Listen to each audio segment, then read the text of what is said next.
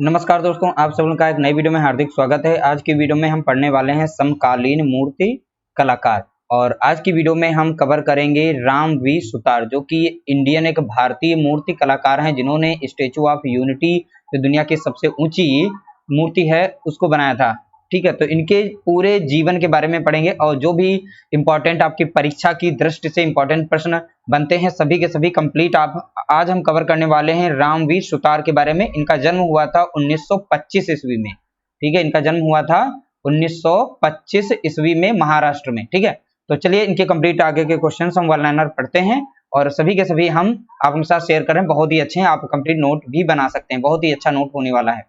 तो जिन लोगों ने वीडियो को लाइक नहीं किया लाइक कर दीजिएगा, वीडियो अच्छा लगे तो अंत में करना लाइक, हम नहीं कहेंगे कि पहले करिए आप।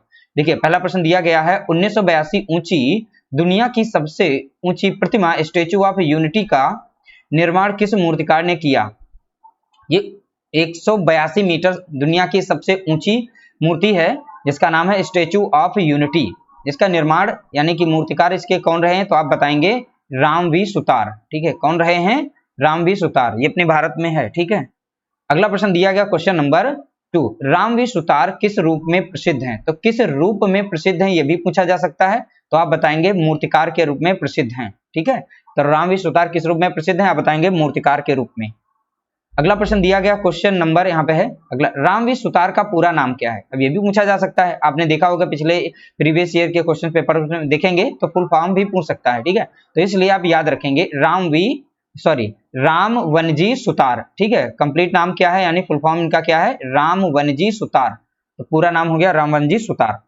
अगला प्रश्न दिया गया है राम सुतार का जन्म कब हुआ था? तो राम सुतार का जो जन्म है कब हुआ था आप बताएंगे 19 फरवरी 1925 ईस्वी में हुआ था। जैसा कि स्टार्टिंग में आप लोगों को बताया उसमें बताया था 1925 ईस्वी। ठीक है, तो 19 फरवरी भी याद रखिएगा, 19 फरवरी 1925 ईस्वी को राम सुतार जी का जन्म हुआ था।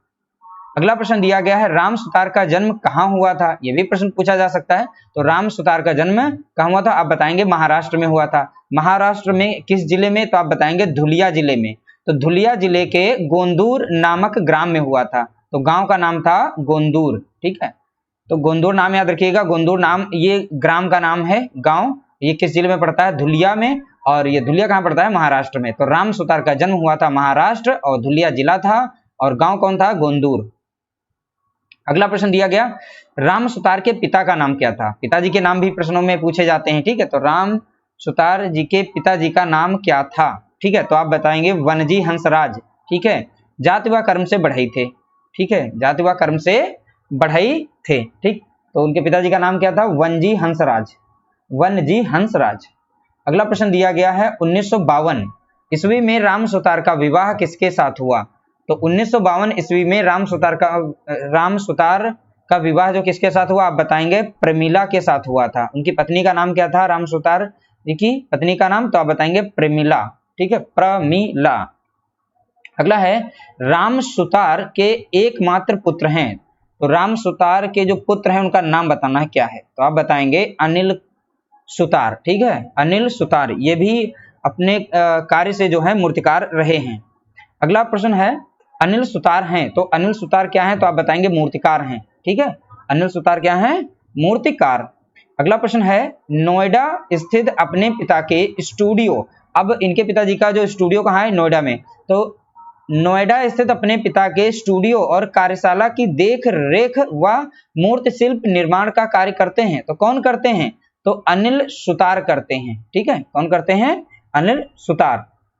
अगला प्रश्न दिया गया है अपने गुरु रामकृष्ण जोशी से प्रेरणा लेकर राम सुतार ने मूर्ति कला की शिक्षा कहां से प्राप्त की? देखिए अब ये भी गुरु पूछा जा सकता है कि राम सुतार जी के जो मूर्ति कला के जो गुरु थे वो कौन थे, उनका नाम क्या था? तो आप बताएंगे रामकृष्ण जोशी थे।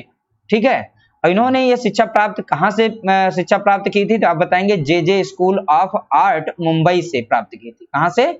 जे स्कूल ऑफ आर्ट मुंबई। अगला प्रश्न दिया गया है राम सुतार का पहला उल्लेखनीय कार्य। तो राम सुतार का पहला उल्लेखनीय कार्य जो है कौन सा था? तो पहला उल्लेखनीय कार्य था मध्य प्रदेश के गंगा सागर बांध पर स्थित 45 फीट ऊंची चंबल देवी की मूर्ति। ये पहला इनका उल्लेखनीय कार्य था। तो पहला उल्लेखनीय कार्य बताएंगे आप, मध्य प्रदेश के गंगा सागर बांध पर स्थित 45 फीट ऊंची चंबल देवी की मूर्ति इन्होंने पहले नंबर पे बनाई थी। ठीक है, अगला प्रश्न दिया गया है, अमृतसर में 21 फीट ऊंची महाराणा रणजीत सिंह की मूर्ति का निर्माण किसने किया? देखिए अमृतसर में एक 21 फीट की ऊंची मूर्ति है, किसकी है? तो आप बताएंगे महाराज रणजीत सिंह की है। ठीक है, इसका निर्माण किसने किया था? तो आप बताएंगे राम सुतार जी ने किया था। किसने किया था? राम सुतार जी ने किया था। अगला प्रश्न है, राम सुतार के मूर्ति शिल्पों का विषय रहा है। तो राम सुतार के मूर्ति शिल्पों का विषय पूछा भी जा सकता है। ठीक है, तो आप बताएंगे महात्मा गांधी। ठीक है, तो महात्मा गांधी राइट आंसर होगा।